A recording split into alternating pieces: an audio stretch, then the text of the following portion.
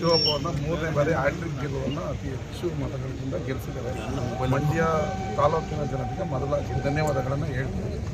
ಅದು ಕುಮಾರಣ್ಣ ಬಂದು ನಿಂತಿದ್ದರಿಂದ ಫಸ್ಟ್ ಟೈಮ್ ಕುಮಾರಣ್ಣನ ಮಂಡ್ಯ ಜನ ನೋಡ್ತಾ ಇದ್ದರಿಂದ ಓಟ್ ಹಾಕ್ತಾರೆ. ಅದರ್ವೈಸ್ ನಾವು ಗೆಲ್ತಿದ್ವಿ. Okay, let it be, result is result. ಅವ್ರು ಗೆದ್ದಿದ್ದಾರೆ. ಅಂದರೆ ಇದು ಒಂದು ಕೌಂಟ್ರಾ ಸರ್ ಮುಂದಿನ ಚುನಾವಣೆಗೆ ಇದು ಅಂತ MP ಚುನಾವಣೆಗೂ ಡೈರಿ ಚುನಾವಣೆಗೂ ಕೌಂಟ್ರು. ಬಟ್ ಇವತ್ತು ಈ ಗೆಲುವು ಕಾರ್ಯಕರ್ತರಿಗೆ ಒಳ್ಳೆ ಹುಮ್ಮಸ್ಸು ಕೊಟ್ಟಿದೆ.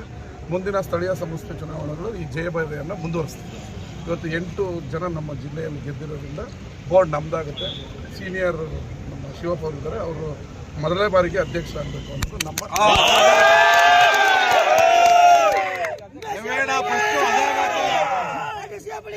ಮತ್ತೆ 3 ಬಾರಿ ಗೆದ್ದಿದ್ದೀವಿ. ಹೋದ ಸರಿ ನಮಗೆ ಕೊಟ್ಟಿಲ್ಲ.